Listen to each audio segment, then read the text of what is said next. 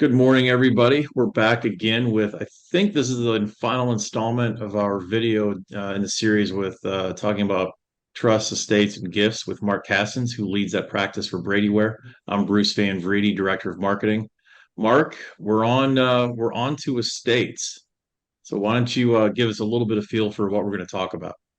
Sure. All right. So the number one lesson, at the very least, please have a will, and not just have a will, but make sure it's signed and witnessed. So it's an official document. So if a person dies without a will, they're really giving up all of their control over their estates, over their property, over their wealth, to the mercy of the courts and to state law.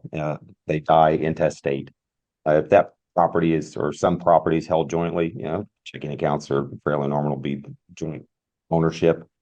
Your house, that's kind of normal. Um, Savings accounts, all that kind of stuff. That joint with rights of survivorship, that automatically transfers. So that's not what we're talking about here. It's the other stuff. So individually owned assets.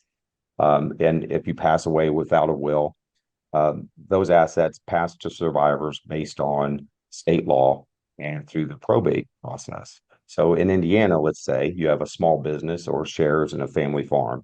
You pass away without a will. Uh, those assets not only go to your surviving spouse, but a portion of those will automatically go to your children, whether you want them to be in ownership of that small business or family farm or not. It's based on state law. So state law does not take into account unique family circumstances, difficult family dynamics, or even your wishes, because you didn't tell them your wishes. You didn't tell them what to do with your property or who to give it to and who not to give it to. And I've heard a terrible word associated with that, and that's probate.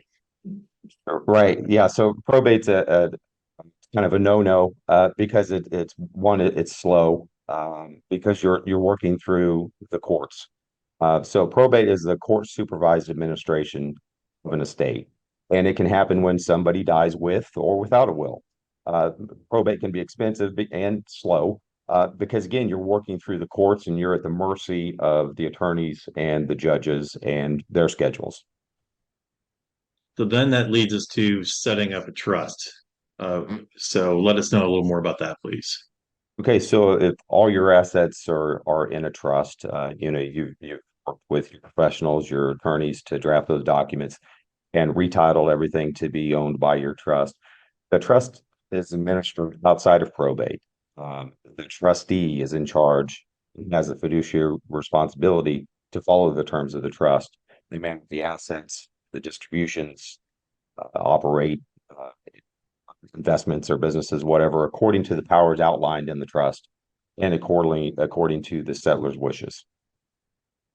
So to get us on a great path and to make sure or anyone is not involved in having to deal with probate, what does the process look like? Where do you help and just kind of what are the steps involved? All right, so the process that we use, first of all, it starts with gathering all the relevant information, and that's not just what you own and how much you are worth, but we learn about your family dynamics, your concerns of the beneficiaries, other special circumstances that are unique to your situation, whether it be kind of combined families, mixed families, special needs individuals, minor beneficiaries. All of these issues should be addressed and planned for. And each plan is unique and tailored to the client's needs. So after we have all that information, then we delve into the assets and what do you want going where? So first we need to accomplish first and foremost, we need to accomplish the client's goals and address their concerns. And then next, we need to minimize the exposure to estate taxes. Nobody passes away saying, I really feel bad for the United States government. I want to give as much as I can to them to help them with their issues. No one ever says that. So what we do is we want to minimize the taxes because it really, to an extent, to a large extent, for a lot of people, it's a voluntary tax. If you do the proper planning, you can really eliminate the threat of estate taxes taking a huge chunk away from your beneficiaries and away from your life goals and even post-life goals, really, your post-mortem goals. What you want your assets to do for you, your beneficiaries, and whomever else you've identified. So that lifetime exemption right now is 12.92 million dollars in 23 for another week or two, and next year it increases to 13.61 million dollars, and then it'll go up again in 25, and at the end of 25 it's going to reset to prior law before the 2017 Tax Cut Jobs Act. So it's basically going to be cut in half. So we have a few years now where we can really work to get those exemptions kind of set in place, use them to their fullest extent. And then when it's reset in 2 years, we're not really hurt by it for the people that we're planning for. And you might not have a problem now just because of your net worth, but you have to consider appreciation of the assets over the next few years, and that automatic reset and a lifetime exemption is really going to threaten a lot of people's estates that aren't considered really at risk now. They will be in just a few years. So we have the assets, the net worth, and we have the family issues to consider. So now we get to work really. We really kind of dive into our recommendations and our plans and what we're trying to do. So our goal is to provide a roadmap to our clients that can be put into the legal documents that address their concerns and accomplish their goals of their transfers of wealth. We can work with their attorneys, and if they don't have attorneys, we can certainly make recommendations for some that we work with on a regular basis and that we trust, and that's really a key issue. After the documents are drafted, we review them before they're signed to make sure that they're complete and accurate and really accomplishing what we said we wanted to accomplish.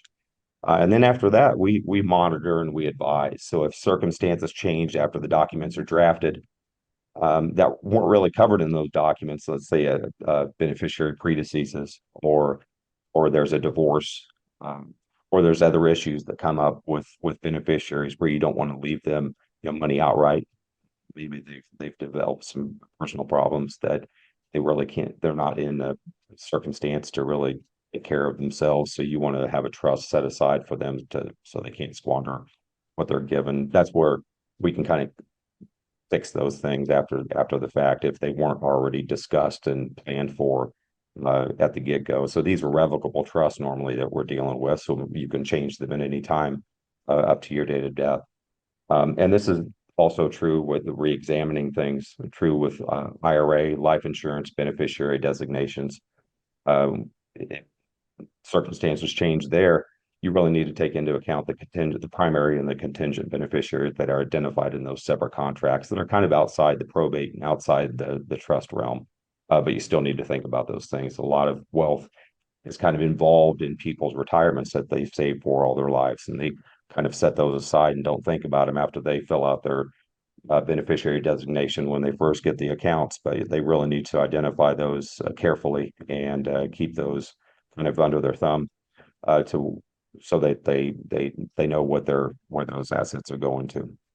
So after our process is done, it's really never done. So at the very least, what we try to do is give them a nudge or gentle reminder that this process needs to be kind of wrapped up and taken care of and restarted, I guess, before it's actually finished. So these issues just kind of go, our planning process is finished, but we need to keep an eye on things to make sure that those goals are really identified and that the transition is orderly, no matter what changes occur during the person's life. Well, that's a good point, especially with not only getting it set up properly to begin with, but you got to be a caretaker to it and make sure that things stay on track throughout. Life has a lot of variables, so it's good to have somebody like you and Brady Ware to monitor those things for you. Thank you very much, everybody. Appreciate you listening in. Hopefully, this has been helpful. If you have questions or would like to start wonder or figuring out your plan for an estate and a proper process, please reach out to Mark Hassens. His contact information is on our website, or feel free to email directly mcassens, Kassens at bradyware.com. We have a number of videos on those too, also on our website. So please feel free to check them out. Thank you very much.